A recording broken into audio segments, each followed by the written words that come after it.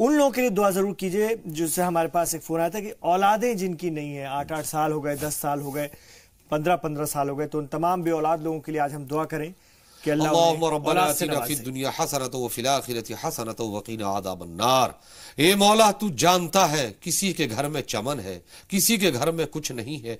मौला, जिसके आंगन में औलादों की आवाजें नहीं आती, मौला करीम उस आंगन को औलादों से अब तू बसा दे।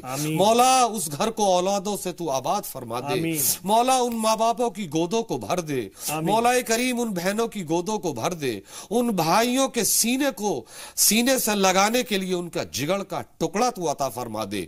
मौला, जो मेरी भाई मेरी बहनें बेआरजू हैं, लंबे चौड़े वक्त से इंतजार कर रही हैं, मौला तू आलिमुल गैब बिश्शहादा है, तू कादिर मुतलक है। मौला, हर शय को जिंदगी और पैदाइश देने वाला।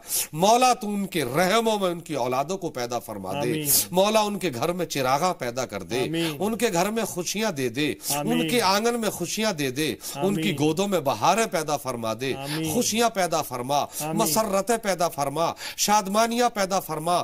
जहां जहां भी पूरे मुल्क में हमारे माँ हमारे भाई बहन जो बे औलादे हैं उनको औलादे अता फरमा दे, जो बे औलादे हैं उनको औलाद अता फरमा, औलादे सालेह पैदा फरमा, औलादे शाकिर पैदा फरमा, औलादे शकील पैदा फरमा, औलादे जमील पैदा फरमा, औलादे जाहिद पैदा फरमा, औलादे जिक्रुल्लाह पैदा फरमा, सही व सालिम अता फरमा, आलिम दीन पैदा फरमा, दीन का मतवाला पैदा फरमा, दीन का शहदा पैदा फरमा, और हिंदुस्तान का जीता जागता वफादार पैदा फरमा, शमशीर बरहना पैदा फरमा।